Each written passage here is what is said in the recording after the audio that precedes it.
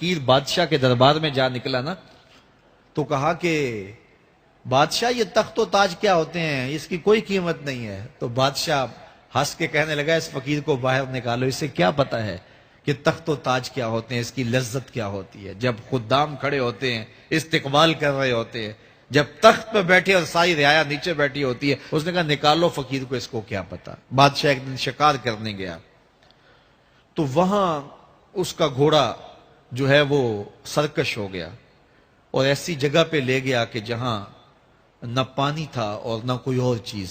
بادشاہ وہاں ہانپ رہا ہے کہ وہی فقیر مشکیزہ ڈالے ہوئے گزرا اور آواز دے رہا ہے پانی لے لو، پانی لے لو۔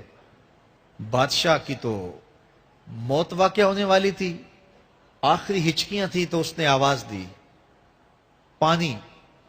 تو اس فقیر نے کہا کہ ہاں تمہارے پاس ہے کوئی قیمت پانی دینے کی؟ اس نے کہا میں بادشاہ ہوں اس ملک کا۔ اس نے کہا ہوتے ہوگے، مجھے غرض نہیں ہے، میں تو بیچتا ہوں پانی۔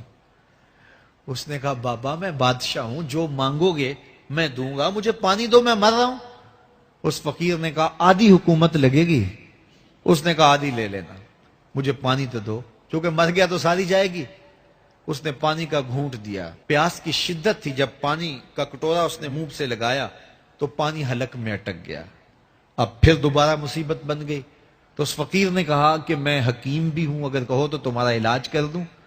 اس نے کہا ضرور کرو، لیکن اس نے کہا میں یوں ہی نہیں کروں گا، آدھی باقی حکومت بھی لگے گی، وہ بھی لکھ دو۔ اس نے چمڑے کے اوپر لکھوا لیا، ساری حکومت لکھوا لی اور اس نے اس کا علاج کیا فوری۔ جو اس کے پاس ٹوٹکا ٹونا تھا تو اس کا پانی حلق سے نیچے اتر گیا۔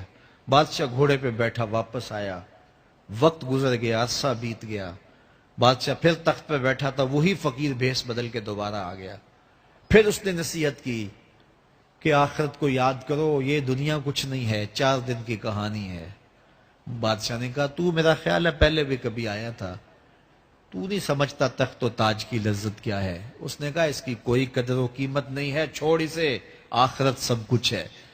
تو اس نے کہا نکالو اس فقیر بابے کو، یہ اس دن بھی آیا تھا تو آج پھر آ گیا ہے، اپنی راہ لے بابا۔ اس فقیر نے اپنے تھیلے سے وہ چمڑے کی دستاویز نکالی جس کے اوپر اس نے ساری حکومت لکھ کے دی تھی۔ اس نے کہا بادشاہ یہ ہے تیری حکومت کی قیمت، صرف 2 گھونٹ پانی، جس پر تو نازاں ہے، جس پر تجھے فخر ہے، تو قبل اس سے سورج مغرب سے طلوع ہو جائے، توبہ کا دروازہ بند ہو جائے، سانسیں اٹک کے حلق تک آ جائیں اور ہماری زندگی کا دفتر سمیٹ دیا جائے، اور پھر پچھتائیں ہائے جو چند لمحے ضائع کیے، ہائے جو زندگی برباد کی وہ کیوں برباد کی۔ کل کے پچھتاوے سے بہتر آج کا پچھتاوا، زندگی پلٹ ہوگا، وقت پر کافی ہے ایک قطرہ بھی آب خوش ہنگام کا، جل گیا جب کھیت برسا می تو پھر کس کام کا۔ آئیے میں اور آپ اپنی زندگی کو مالک کی چوکھٹ پہ، مالک کی دہلیز پہ لے جائیں، اس کے حضور سچی توبہ کریں، رجوع لائیں، اپنے گناہوں سے معافی مانگیں، وہ کریم ایک آنسو سے سارے گناہ معاف کر دے گا۔ اپنی آخرت کی تیاری کریں، کاروبار دنیا بھی کریں، لیکن اصل ہماری زندگی آخرت کی زندگی